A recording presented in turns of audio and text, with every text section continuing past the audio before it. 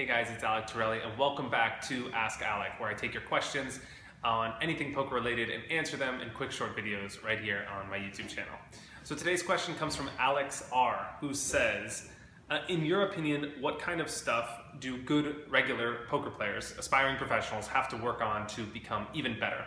He says, I think the step from good to great, or a good player to a top player, is a big one. And I feel like my progress is much slower in the last 5 or 6 months than it was in the past. So he's having trouble breaking through to that next level of growth. He says, I can easily spend 3 hours a day working on my game. I'm just not sure what to spend it on. How did you cross that step when you were at this level, and what things did you do to reach a new breakthrough?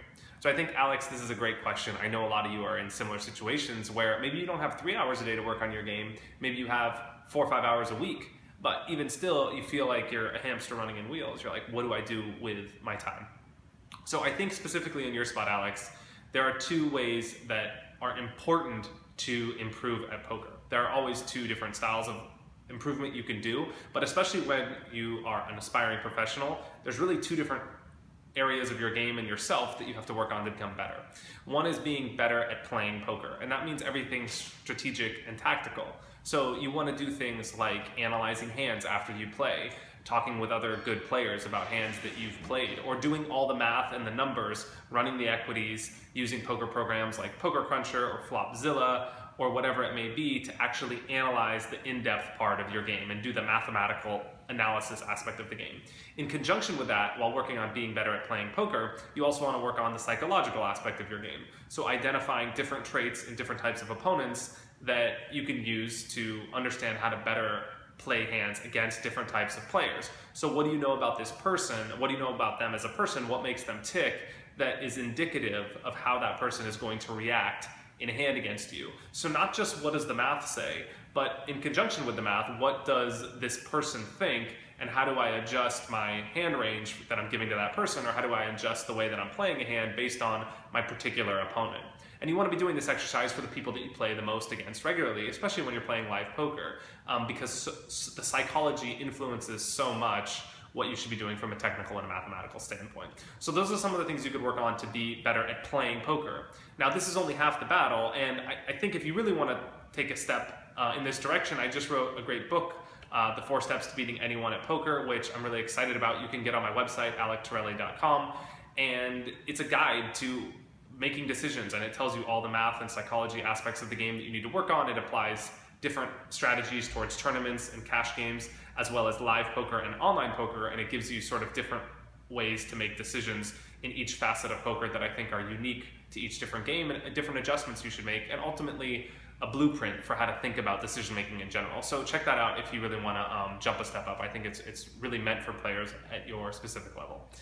The second way to get better at poker is being a better poker player, and that means not strategy based. It means working on things like your motivation, how you're learning, how you're managing your money, what games you're playing, how you're dividing your bankroll to maximize your chances of success. And it works on your mental control, your emotional standpoint at the table, your discipline, your intimidation that you're giving off the table, your image. All these sorts of things are ways that you could find an edge and improve, first of all, yourself, but secondly, your ability to play poker. And I think that's really, really important to taking your game to another level. So in conjunction with the strategy, you want to be making sure that a decent part of your time, maybe half your time, is divided to working on this other aspect of poker, which is so often neglected.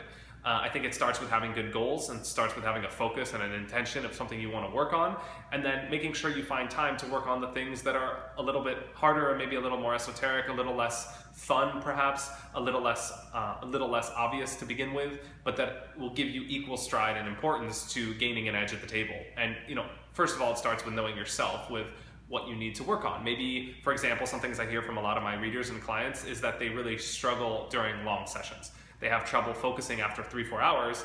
And so one of the first things we do together is we analyze their lifestyle patterns to figure out, okay, why are you not being able to focus after 4 hours at the table? You should be able to concentrate for 8, 10, or 12 hours, no problem, and really not feel like you're losing any edge from the first or second hour that you are on the 8th or 9th hour. So we look at their their lifestyle patterns, their diet, their exercise, their sleep patterns, or maybe their focus, or maybe that point in their session where they start to lose their mental acuity, and we work on that. And that's a different aspect than it is working on digesting a specific hand and telling them how to play a hand better. So those are two different avenues that you could work on poker. For the second avenue, for the being a better poker player, I built a course called 4-Step Poker, which you could also find on my site, alectorelli.com. And it's great for this. It's the 4 steps to being better at poker, but it's all video courses, and each video course has a PDF worksheet that's attached with it with actionable steps that you can implement into your own game to work through these things. And we start with your goals and your bankroll management and your mindset. We move on to discipline and focus. It pretty much covers everything about being better poker player, working towards being a professional.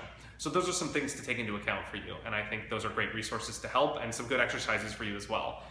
The last thing I would say is you really want to surround yourself with positive people that are at the level that you want to become like. So you don't want to be the best player in your group, you don't want to be the worst player in your group, but you definitely want to have a mixture of players that are better than you, that you look up towards, and other players that you might be teaching and helping with their problems and situations. And I think having accountability is really, really important. I find a lot of times in my private coaching practice with some of the clients I've been working with, they had all the pieces to the puzzle within them, and they had all of that in their current state, but they just weren't able to put it together. And I think having me as a guide wasn't necessarily that it was the best experience ever. It was just that they had someone there to help them put all the pieces together and to guide them through, and they had someone to be accountable with. So every week they knew they had to meet with me, and that was something that was really important to them to make sure they got everything done and they could move up to take the game more seriously. So it was an investment in themselves where they were really saying, hey, I'm going to take the game more seriously, and I'm going to start with my own mindset and approach to the game. So whether you do coaching or you just have a partner that you want to work with, or a friend that's equally aspiring player like yourself, I think it's really important to surround yourself with those people that are going to hold you accountable, that are going to help you raise your game to another level. That's my A to your Q, man. If you guys have questions you would like answered here on this channel, head over to my blog, alectorelli.com, and shoot me a question. I'll pick the best ones and answer them right here. Otherwise, I'll see you guys next week. Thanks a lot. Stay tuned. Cheers.